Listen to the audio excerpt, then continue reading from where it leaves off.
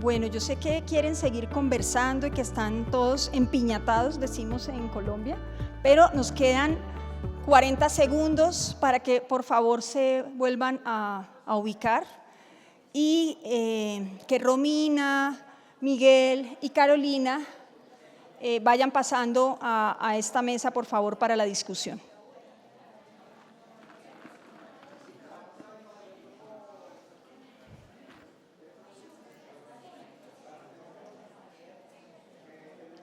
Caro.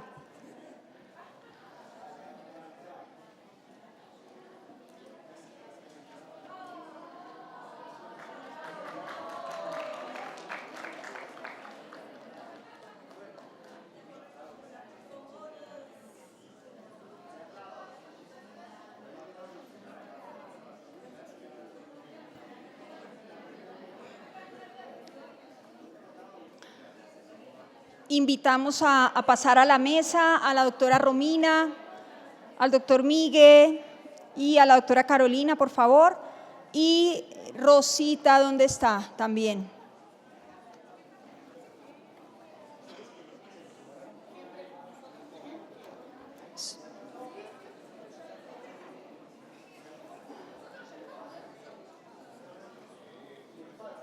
Doctor Miguel, yo.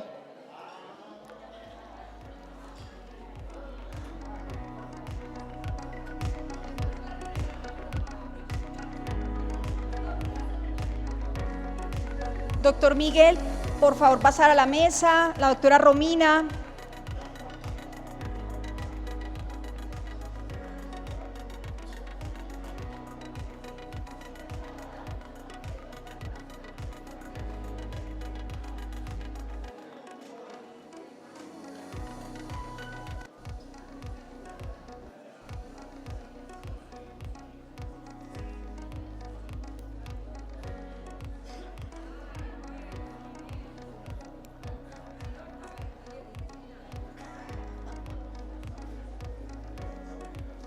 La doctora Rosa.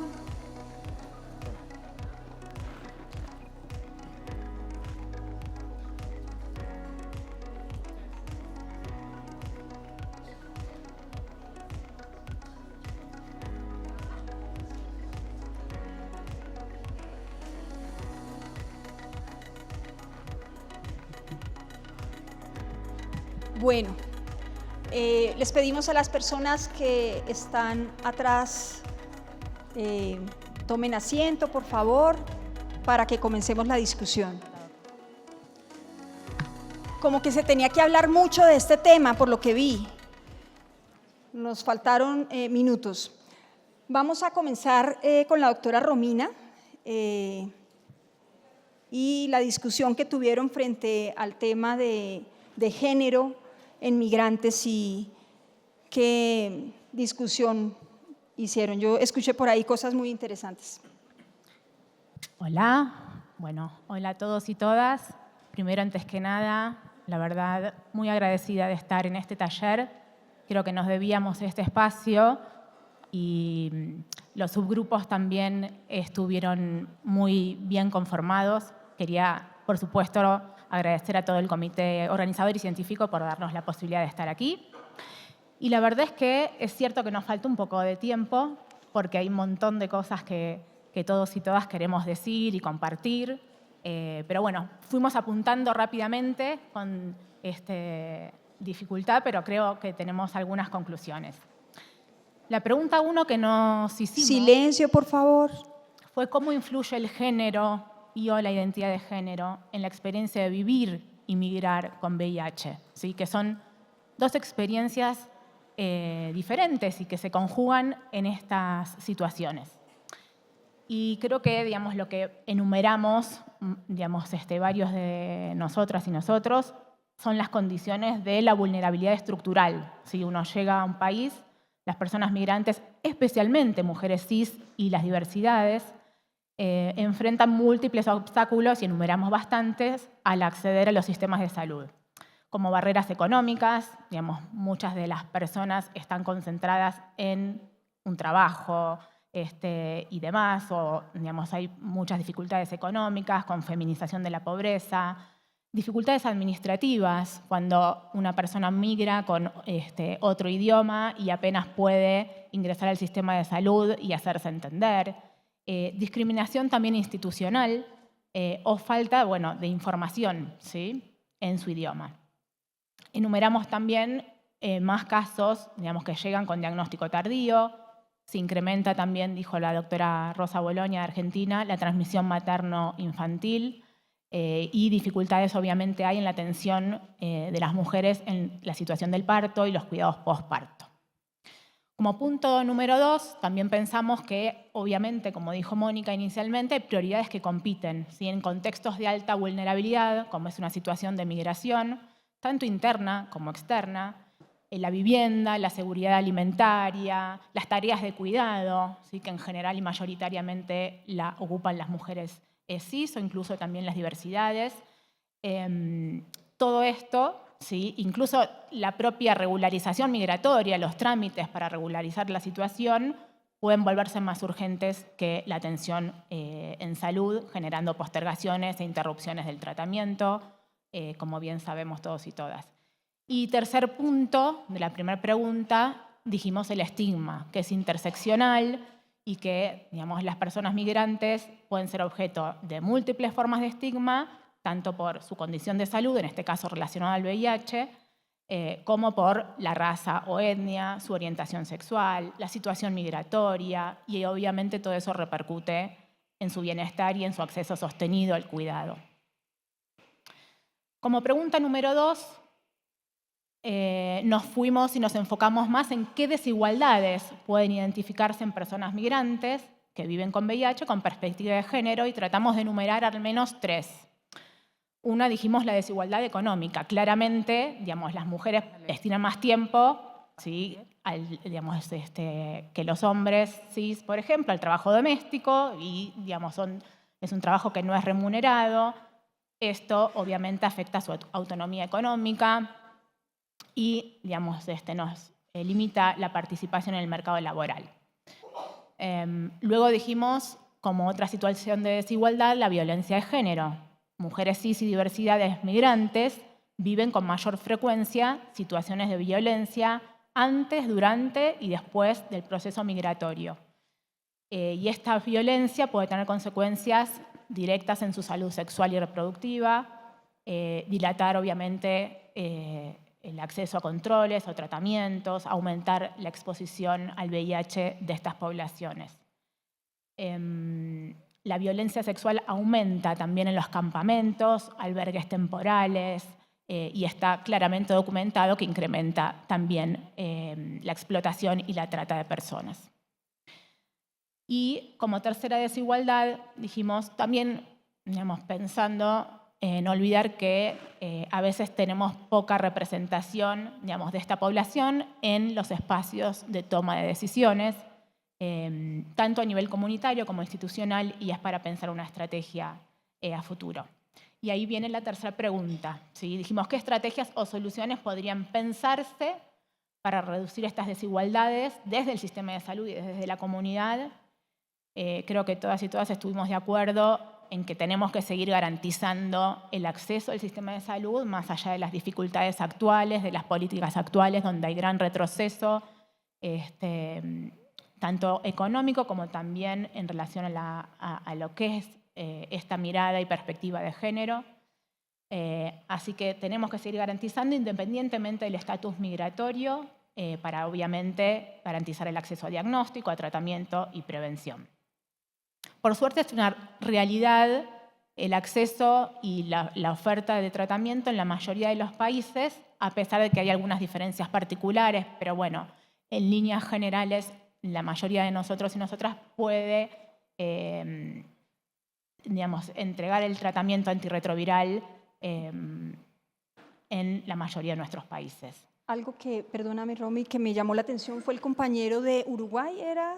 Uruguay, que nos comentaba que tienen migración de hombres rusos. Sí. Recuerden cuando yo les puse el panorama negro que les ponía que podía ser peor y les hablaba de la variabilidad genética, que es algo que puede pasar. Sí. El subtipo predominante en Rusia es ¿cuál? No sé. las 6. ¿Y cuál es la importancia? ¿No? La resistencia a rilpivirina. Entonces, Sí. miren que sin saberlo, que él iba a hacer ese comentario, yo no tenía ni idea que teníamos migrantes rusos en Latinoamérica, pero se van viendo otras aristas, digamos, Sí. que pueden salir. En Argentina también tenemos esa También. situación. Digamos, por supuesto, digamos, quizás hay que tenerlo en cuenta. Digamos, no va a ser, digamos, no vamos a indicar por ahí un tratamiento, digamos, en base a rilpivirina en esa situación, pero es cierto que hay que tenerlo más presente.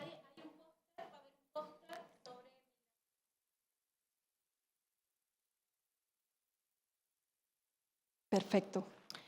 Bien, como segundo punto ya, digamos, de la última estrategia, todos coincidimos que también hay que diseñar políticas inclusivas en todos los países y, bueno, incorporar esta perspectiva de género, diversidad y migración como estrategia nacional en los programas de VIH y el fortalecimiento comunitario porque, digamos, muchas personas ingresan en un país y la verdad es que no tienen redes de apoyo y las organizaciones civiles realmente juegan un papel muy importante, digamos, dando esa red de apoyo. Y las mujeres cis también tenemos esa capacidad, ¿no? Pensar y revalorizar que en situaciones de desastre, digamos, mujeres cis y diversidades tenemos una capacidad también de brindar ese apoyo y de liderar las comunidades. Vale. Gracias, doctora. Creo que ahí Romy. cerramos un poco la mayoría de las cosas que hemos dicho. Muy bien. No es fácil resumir No. tantas ideas y tantas personas. No, continuamos con Miguel, con el grupo azul. Estoy comiendo chocolate, ya va. Espérate un momentito. A ese grupo le fue bien. A ese grupo le dimos chocolate. Bueno, fíjate, es... Tenemos 8 minutos. 8 minutos. Para tu exposición. Ok, muy difícil, pero bueno, voy a trazar. Hicimos varias ideas porque de verdad es un tema complejo y difícil, pero normalmente lo que tratamos todos de determinar es que realmente hay que facilitar los procesos y las estrategias para que sea atendido el migrante con VIH. Vemos muchos en nuestros países limitaciones desde el punto de vista político, burocrático, administrativo, que hacen que las personas o el migrante con VIH no pueda ser atendido de la mejor manera y no tengamos la información suficiente para que podamos darle una continua atención de calidad y a largo plazo. Porque todos muy bien hablan de los sistemas que posiblemente hay entre las ONG que apoyan los migrantes a nivel de diferentes países. En algunos países los sistemas de salud que ayudan y aportan, pero a veces están divorciados. No tenemos vamos a decir, ese casamiento ideal y esa continuidad porque a veces los ofrecimientos de los apoyos son muy esporádicos. 3 meses, 6 meses, después pasas al sistema de salud o después el migrante regresa a su país o va a otro país y no hay esa continuidad que debemos de tener para poder posiblemente dar una mejor calidad. También dijimos que deberían de existir, posiblemente en algunos países hay ejemplos muy importantes y muy buenos que se aplauden porque tienen todas las herramientas posiblemente apoyadas por cada uno de los gobiernos, pero deben de existir programas específicos y dirigidos para el migrante, específicamente para ellos, porque si no, no van a llegar a los sistemas de salud o no nos van a llegar como a veces ocurre, y se dispersan y los tenemos no ubicados o perdidos, ¿no? Porque hay otras prioridades que ya muy bien hablaron. La alimentación, el trabajo, mantenerse y seguir subsistiendo en el día a día para seguir hacia adelante. Entonces, para eso necesitamos esos programas para poder ofrecer una mejor y una continua atención del migrante. Que los gobiernos, que ese es otro problema, pero es algo que se puede plantear, faciliten los procesos de legalización o documentación, porque a veces vienen de que, bueno, si no es legal o si no tiene un permiso, si no tiene esto, no se puede atender en el sistema. Y ese es un obstáculo que tenemos en muchos países. Posiblemente, por eso hablamos de la no uniformidad en los países, porque hay unos países que atienden muy bien al migrante y les dan todas las opciones y hay otros que no tenemos esas facilidades. Entonces, por supuesto, eso hace que la atención del migrante sea incompleta y que se nos escapen muchas oportunidades, y ahí es donde viene el paciente en retroceso, sin tratamiento, o les dan tratamiento por aquí, y se regresó 3 meses y volvió para atrás y no le dieron, y sí le dieron, y esquema en Venezuela es este, pero en Uruguay es el otro, y en Colombia es aquel, pero en Argentina es menos, etc. Entonces, es un poquito plantear, yo pienso que es una utopía, yo lo dije a los muchachos tipo Walt Disney, que que aprovechemos el sistema de Vila para poder tener un registro de todos esos migrantes y que podamos tener la información de cada uno de los países que podamos tener. Eso ya en algunas reuniones anteriores lo hemos venido conversando, y eso Carlos venía hablando, y el grupo también con esa idea, porque ya que somos un grupo tan potente y que estamos tan bien conectados y que de alguna manera a través de los sistemas actuales podemos estar interconectados diariamente, podemos tener una data a través de la migración que podemos, bueno, que el paciente de Venezuela pasó a Argentina y lo busca en el sistema y posiblemente está. Es muy difícil, es muy complejo, suena muy bonito, pero sería una de las soluciones básicas para poder plantear apoyos y ayudas a esos migrantes, porque al final nosotros podemos ser una información académica y científica de eso, pero Miguel, posiblemente no. perdóname, te interrumpo, pero fíjate que eso yo creo que lo hacemos. El doctor Afani a veces ha tenido pacientes que se vienen a vivir a Colombia, a Medellín. Mónica, ¿a dónde debe ubicarse este paciente?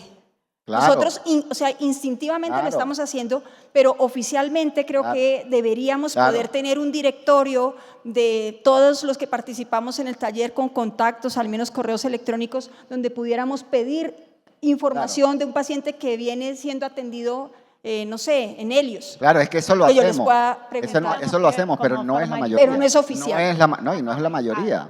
Ajá. A mí me han contactado de Venezuela varias veces, pero no son los 100.000 pacientes VIH migrantes que me han contactado, ustedes, todos. Entonces no es la mayoría.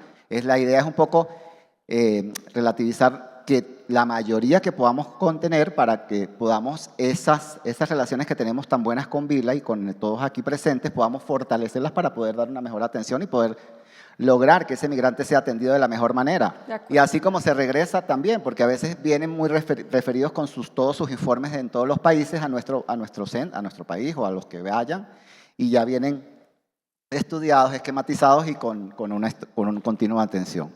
Y bueno, para concluir, yo pienso que en general la variabilidad de la atención de salud del VIH migrante es muy compleja.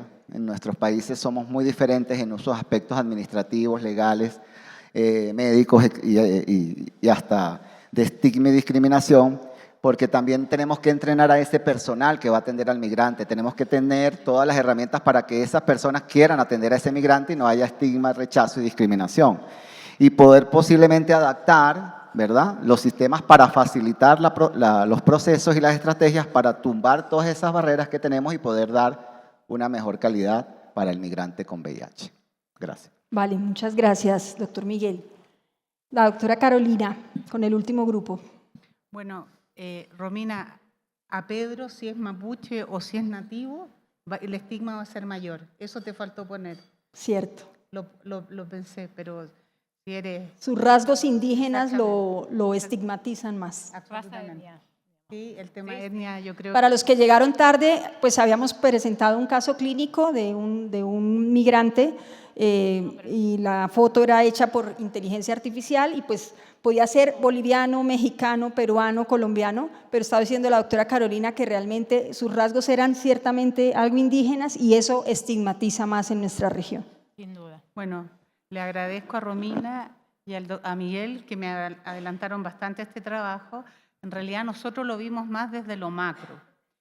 Y desde lo macro y pensando en el tema de la terapia, en realidad las realidades de los países son muy disímiles. No voy a identificar los países porque no quiero hacer un juicio valórico, pero hay un país importante, por ejemplo, que tiene un sistema privado, o sea, tiene un sistema para los regulares y los irregulares. Y los regulares pueden ser atendidos en la red pública y los no regulares solamente a través de las ONG.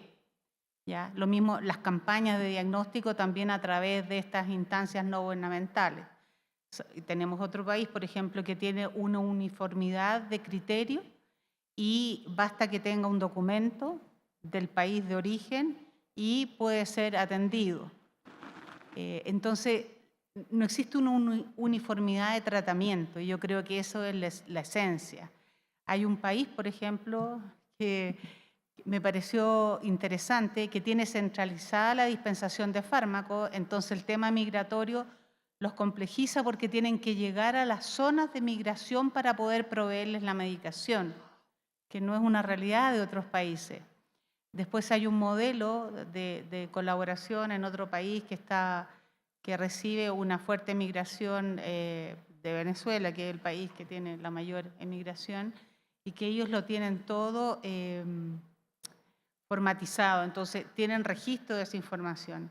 Entonces, bueno, y surgió el tema del idioma, que también es complejo en relación a la migración de la población haitiana, que es la población que no maneja nuestro idioma, que en Chile fue mucha en un tiempo y hoy día han migrado porque las condiciones en Chile no estaban buenas, pero también les pega a otros países. Y también me pareció interesante destacar que algunos son penalizados, que la policía migratoria está cerca de los centros de atención, entonces por supuesto que nadie se va a acercar a recibir atención si es que lo van a deportar, lo van a tomar preso. Entonces existe castigo, sanción, entonces, o sea, bueno, eso es un contexto. Sí, también lo nombramos. ¿Sí? La criminalización. La del criminalización de la migración y lo esperan donde ellos tienen que recurrir. tema. Ujú. Ahora, dentro de este todo marco salió el tema de que algunos de ellos llegan a los distintos países tratados o politratados o en abandono varios meses y les damos tratamiento empírico con altas barreras genéticas, pero no sabemos qué está pasando. Hay algunos países que todavía están usando efavirenz y vienen en abandono efavirenz.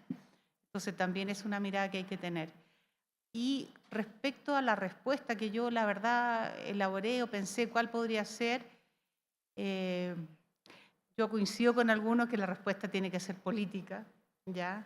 Y esa tiene que haber una voluntad política de los países de América Latina respecto a normativas que sean comunes en los distintos países de América Latina. No solamente una compra centralizada de fármacos a la industria que nos permitiría manejar los precios y de los fármacos innovadores, que si se pudiera hacer compra centralizada, indudablemente podríamos negociar precios, sino que una normativa respecto al tema del diagnóstico, del seguimiento de carga viral, de CD4 y todo lo que significa la atención de esta población tan vulnerable que son los migrantes. Y quiero recoger, a raíz de lo que yo he revisado, he visto que existen migrantes dentro de los mismos países, que son nacidos en el territorio, pero que también se comportan como migrantes. La migración interna. La migración, por ejemplo, en la selva peruana, perdón que ejemplifique, las prevalencias en algunas partes son, o la incidencia 11%, mujeres embarazadas. O sea, ellos también en la población, hay un trabajo, ya que la María Marta lo dijo, respecto de un abstract que va a presentar Francisco, respecto a presentadores tardíos en población mapuche en Temuco, que se mueren antes y se mueren más. Entonces, yo creo que también hay que conocerlo. Ahora, hablan de un registro nacional. Es muy difícil tener un registro de una población que quiere ser absolutamente invisibilizada. Anónima. Claro. Sí, y no hay que olvidar que muchas veces la migración interna se debe a cambio climático y los desastres, y eso va a seguir incrementándose. Cambio climático es un gran tema. No sé si asociado a recogí la lo que el migración. grupo También. quería, no sé si representé, no sé si se me quedó algo que alguien quisiera acotar. Tenemos micrófono para si alguien del público quiere participar. El doctor Ernesto, por favor. Muchas gracias. No se escucha. Muy bien, el resumen de una discusión que fue muy nutrida, conversación que fue muy nutrida. Simplemente uno de los comentarios finales es que sí necesitamos una orientación en los términos de la intervención y el manejo por una organización como la OPS. Necesitamos una normatividad específica para migrantes que pueda unificar los criterios a nivel regional, pero que solamente funcionaría, de nuevo, de acuerdo a lo que tú mencionaste, con el apoyo político, con el soporte político de los gobiernos. Yo ahí le haría una pregunta al auditorio. ¿Estar a favor de los migrantes, de que reciban una atención completa, de que se reciban, desde el punto de vista político, es de derecha o de izquierda ese pensamiento? Que no debería tener un color político. No, no es ni de derecha ni de izquierda, es de humanidad. No, Tiene realmente que ver- debería no tener color político, No. pero lo tiene. No lo podemos negar. Es como el derecho de las poblaciones diversas sexualmente. Tiene un color político. No vamos a entrar en esa discusión, pero hay que cambiar eso. La defensa del medio ambiente que acabas tú de decir tiene un color político. Pero O yo sea, hay que tener cuidado qué pasa ahorita cuando salgamos del salón. No, mentiras. Pero sí tenemos que ser realistas de eso. Como decía el doctor Ernesto, seguramente nosotros desde nuestros roles de médicos no vemos como mucho para hacer, pero sí necesitamos meternos en el tema político en cada uno de nuestros países si queremos que el panorama, digamos, cambie. Yo te quiero hacer un comentario desde el punto de vista ideológico. El imperio, los colonialistas, o sea, América Latina fue colonia de muchos países, nos deben una mano. Sí, Y la gente ha migrado a esos países para pedir esa mano. Bueno, como nada en este mundo opera así y todo tiene que ver con el dinero, yo creo que tiene que ser absolutamente horizontal. Que los latinos migren a España obedece primero a la comunidad de idiomas, pero bueno, o sea, yo creo que América Latina merece, no somos el patio trasero de muchos países. Yo creo que tenemos que tener una organización conjunta como latinos que nos permita plantearnos frente a estos países que siguen siendo imperios. Sí, Eso es lo que yo pienso. Completamente. de acuerdo, de acuerdo. Sí, porque esta situación de migración no es nueva. Digamos, muchos de nuestros países tienen comunidades. Y también les iba a hacer esa pregunta a ustedes. ¿ONUCIDA considera a los migrantes una población clave? Como tal, no. Como tal, no. No, No. No, Así pero es. en una situación de vulnerabilidad. es vulnerable, en alguna situación. como el habitante de calle, Sí. pero no es Como el población privado de clave. libertad. Y yo creo que eso también tenemos que ver cómo logramos cambiarlo, porque Sí. con las estadísticas que yo les mostré, se justifica que pensemos que ser migrante no es una población clave. Yo creo que no. No sé si había visto a alguien levantar la mano. El doctor Cuellar allá. Ok. Sí, tenemos 5 minutitos. Sí. La doctora María Marta está. Buenas tardes. Luis Cuellar de Perú. Yo quería hacer un comentario. A mí me parece perfecto que nos preocupemos de los migrantes, etcétera.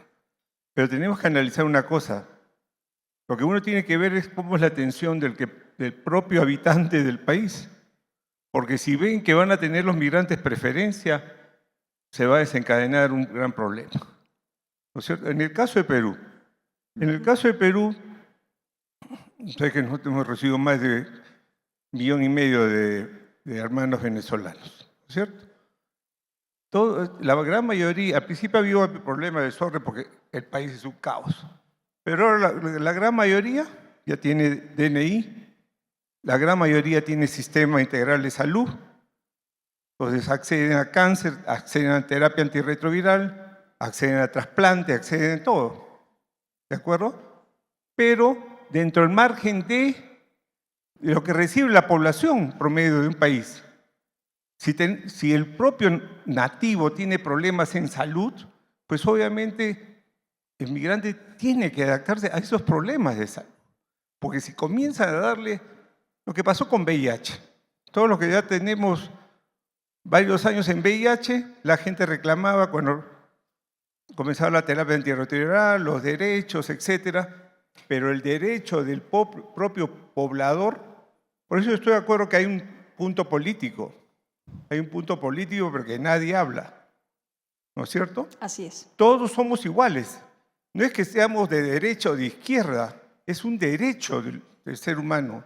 Y si uno es creyente, tiene cristiano o musulmán, o ahí paro. Entonces, creo que ese es el asunto. O sea, no hay que ir más allá ni victimizar al migrante, porque el mayor daño que hacemos es victimizar al migrante. Lo que hay que hacer es que las políticas del Estado, oye, si yo acepto un migrante, le voy a dar esto, vas a ser un ciudadano más. Pero bueno, nuestros países son los más desorganizados que los aceptan por diferentes intereses y después los abandonan, ¿no? No, seguro. Creo que Ok. todos y todas estamos de acuerdo que tenemos que garantizar el derecho a la salud. Independientemente. En condición de igualdad. ¿Sí? Por lo que hemos expuesto, la situación de inmigrante por el momento, digamos, hay que trabajar para que esa situación de igualdad, digamos, lleguemos a esa situación de igualdad. Creo que todavía hay bastantes dificultades, barreras, obstáculos. Es muy difícil, pero me parece que estamos todos de acuerdo que el derecho a la salud es universal. Pero ¿cómo haríamos para hacer el tamizaje? Porque les mostré lo que empezaron a hacer en el Darién. No sé si algunos están de acuerdo o no, pero tamizarlos de forma obligatoria, ¿creen que esa sería una medida? Y se lo preguntaría a ustedes como líderes de los grupos en la discusión. Yo creo que más los va a discriminar. Sí, a mí, digamos, Más los va a discriminar. el diagnóstico compulsivo me parece que está mal en todos los escenarios. Así que, Perdón. Doctora Mantilla. Allá, la Carola Valencia, Hola, de Bolivia. Gracias por darme la palabra. Sí me adhiero plenamente a lo expresado por nuestro colega del Perú, porque en Bolivia hemos tenido una situación muy similar, muy crítico para los migrantes, sobre todo los últimos años respecto a los hermanos venezolanos que llegaron de una manera descontrolada a Bolivia, y por supuesto que hubo mucha observación respecto al acceso al tratamiento, pero no propiamente por el Estado y por el tema de la política en salud que está ya instalada en Bolivia, sino es básicamente por la misma sociedad civil en algún caso, ¿no? Porque evidentemente hay una repercusión que no podemos negarla respecto al acceso al tratamiento. Entonces, ha habido esas observaciones y hoy se está profundizando un poco más desde el punto de vista que se ha restringido la compra de medicamentos. Nuevamente hemos tenido un poco de retroceso en el país